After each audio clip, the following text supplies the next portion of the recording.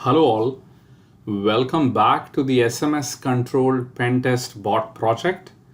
Now in this video, we are going to be looking at how to install Raspbian stretch light onto our Raspberry Pi, and all of this in a completely headless operation mode, right? Which is we aren't going to connect the Pi to a monitor or to a keyboard. Of course, you are free to do so if you choose to, but we won't require for this video to do that. Okay, cool. So what we are going to do is install Raspbian Stretch Lite, and as we've kind of shown before, this is available on the raspberrypi.org website. You can download the zip file, and this should take a couple of minutes to download. I've already downloaded it. And once you download it, you can extract this into the same directory. And this should actually give you a very simple flat disk image file. Now, the next step is taking this image file and actually writing it onto the SD card. So for this video, the only hardware components we are going to require is the Raspberry Pi and the micro SD card. So what I'm going to do is put the SD card into its slot and then connect it to my computer. Now my computer has an SD card reader slot. If you don't, you'll have to use an external USB based adapter to be able to do that. So there you go. Has discovered the drive. Now the next step is to write this image file onto the SD card using the tool etcher.io. So let's go ahead and do that. I'm gonna search for that. Here it is. Let's allow it to start. Click on select image. Now navigate to the same directory where you have gone ahead and exported the image file. Select it. Now Etcher is actually intelligent enough to automatically detect the SD card, right, which is G drive on my machine. If by any chance you have multiple SD cards, you can always click on change and go ahead and modify that. Okay, so I'm going to click on flash. And this should take a couple of minutes. Now, in the meantime, I'm going to pause the video and come back once the flashing is complete. Now the writing is already complete and the validation is going on. Interestingly, what you'd actually find is that the tool goes ahead and creates the G drive, which is 40 MB. This is probably the smaller boot partition. And then after that, it also seems to have an additional F drive, which is a separate partition. So it says flashing complete. Now what I'm going to do is momentarily eject the card and then put it back in.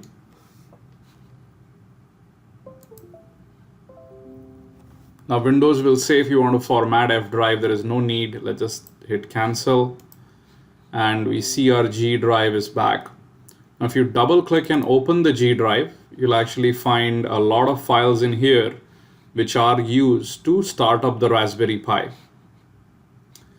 Now the next step is to make sure that when we insert this card into the Raspberry Pi and boot it, then SSH is enabled by default. Now, I don't know why the Raspberry Pi guys decided to not have SSH enabled by default. So let's actually go here and open up a new terminal. Let's go to G drive. Now, the way by which we tell the operating system that SSH needs to be enabled is to have a file with the name SSH in this directory, and that is a signal that SSH needs to be enabled. So all I'm going to do is do a very simple echo SSH. Now, once you do that, an SSH file is created over here, and this is all that is required at this step. So now if we go back again to our device, let's unplug the SD card from our computer. Let's remove the micro SD card.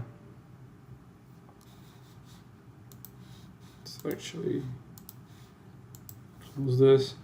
You remove the micro SD card, and if you flip the Raspberry Pi, if you haven't done it before, you have to put the micro SD card into this slot. I'm going to quickly put this in.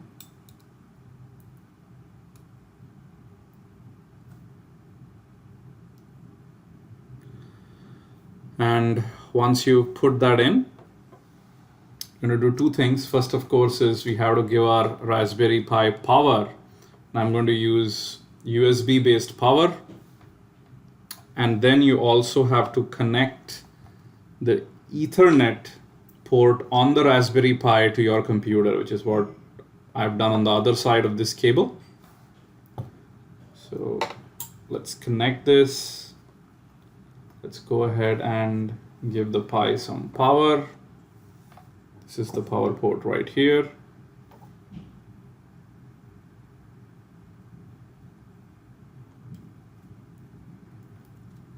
And there you go. Let's light this up.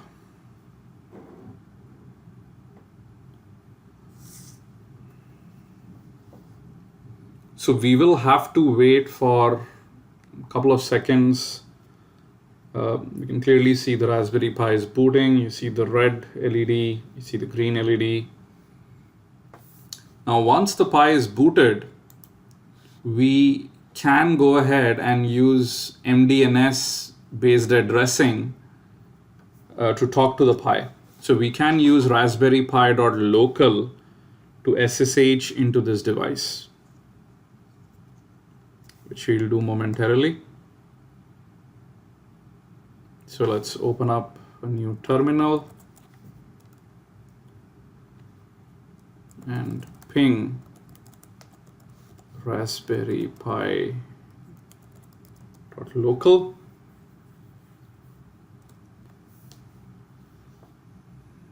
And there you go. If you notice, we are getting a reply. Fantastic. So now that we are connected over Ethernet and the Pi is accessible, let's SSH into this device. So I'm going to be using PuTTY.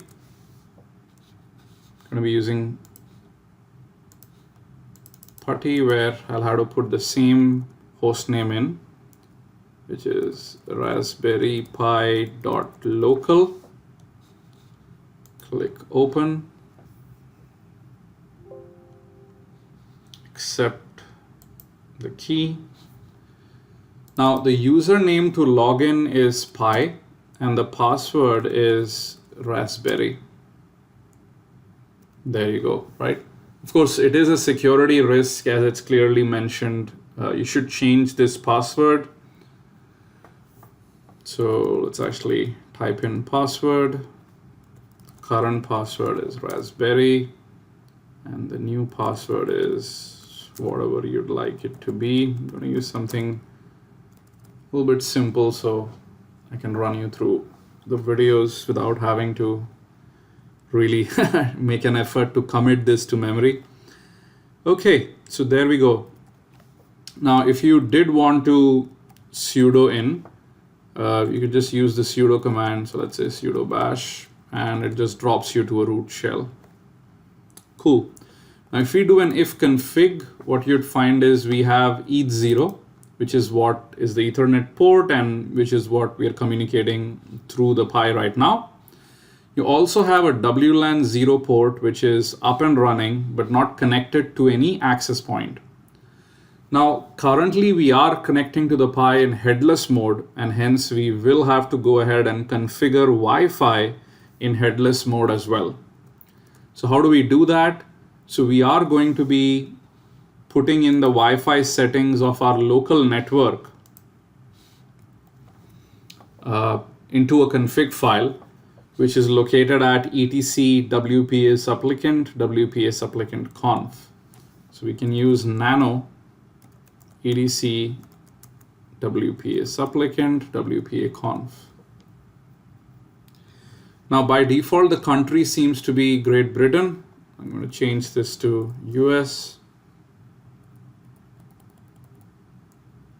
And at the very end of the file, we are going to be adding in our Wi-Fi settings.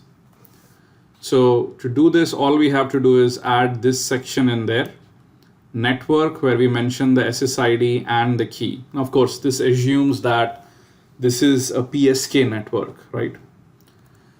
So I'm going to say network to an equal to, and after that, there are two parameters. One is the SSID, which you can mention here, my home SSID. And after that, in the next line, you mention the actual PSK key. So PSK equals my key. And then you can close this. So make sure after that you hit Control O, save it, and then Control X to exit. So make sure you put in the correct settings for your home Wi-Fi network. I'm going to pause the video momentarily while I put in the real settings for my home network. Okay, so after you've done that, let's go ahead, restart the Pi.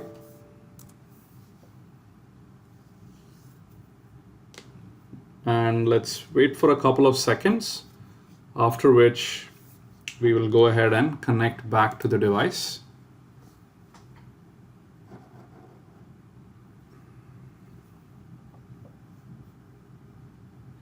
So the device will be restarting now. You can see at good angle the green LEDs, the red one has started to flash once again. And this is going to restart in just a bit.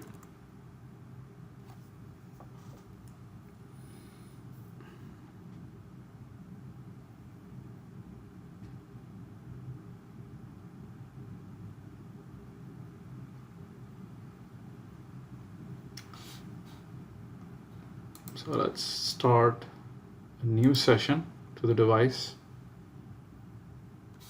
There we go. The device is now up.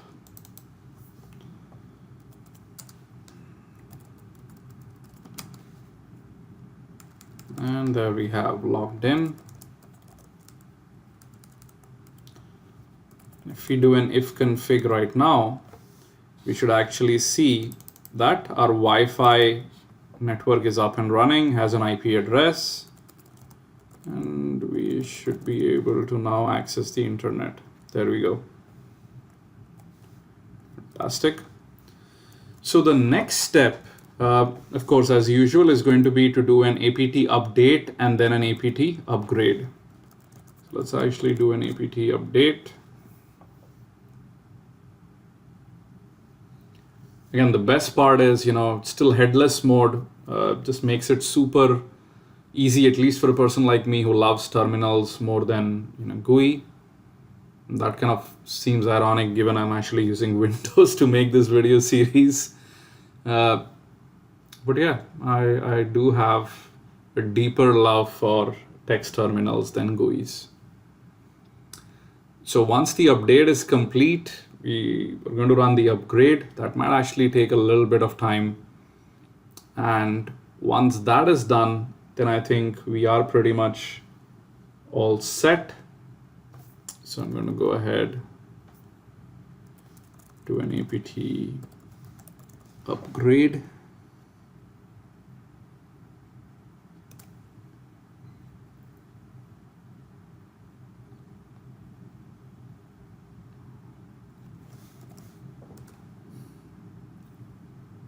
doesn't seem to be much.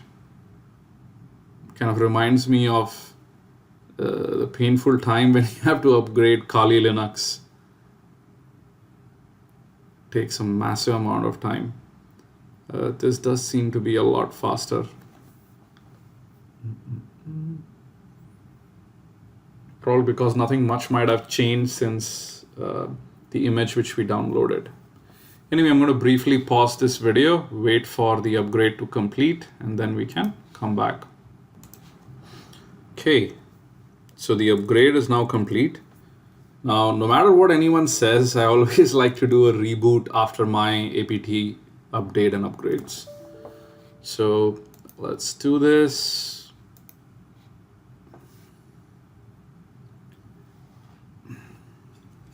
Why don't I place this over this beautiful looking case?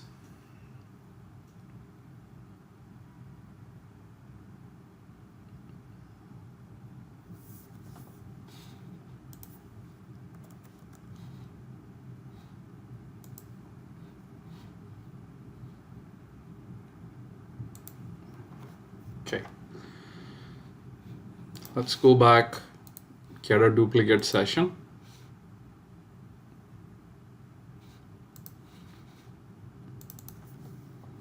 Log back in. Perfect. Now, the next thing we want to actually do is make sure that the entire disk is used by the Raspberry Pi. Now, to do this, we are going to use a config utility called Raspconfig. Need to run this as root.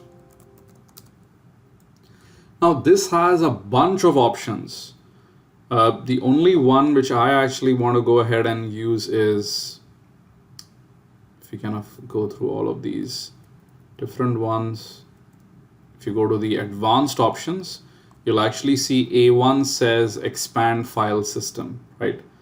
So this is pretty much the only one I'd like to go ahead and do right now. There are others as well. You have different network options, couple of others. You can take a look at them, but the one which I'm concerned with is making sure we have the whole file system, and then I'm going to reboot once again. This is just to make sure later on if you want to store a lot of data, etc., then we have this space. I mean, I see no reason why once you've decided to dedicate the SD card to this Raspberry Pi, you wouldn't want to use the entire disk space. So let's wait for the restart to happen. And after that, we can go back, look at the size of the disk available, feel all good about ourselves, and then end this video. So this is how easy it is to actually set up Raspberry Pi, right? I'd even actually say arguably way easier than conventional Linux, right? Because in this case, what we've done is we've taken a ready-made image file, kind of flashed it onto our SD card and just booted with it, changed a couple of configurations, and that's about it. And I think a lot of people, for some unknown reason, like to run the Raspberry Pi with the whole GUI, but I personally love it in headless mode. Ideally, if I really wanted a full-blown GUI with a desktop system, I would probably just consider a regular laptop or a tablet, which definitely will be a lot more powerful to run, many applications. But I get why many people would want to do that, if you want to run small embedded applications and solutions, so be it. Okay, let's log back in.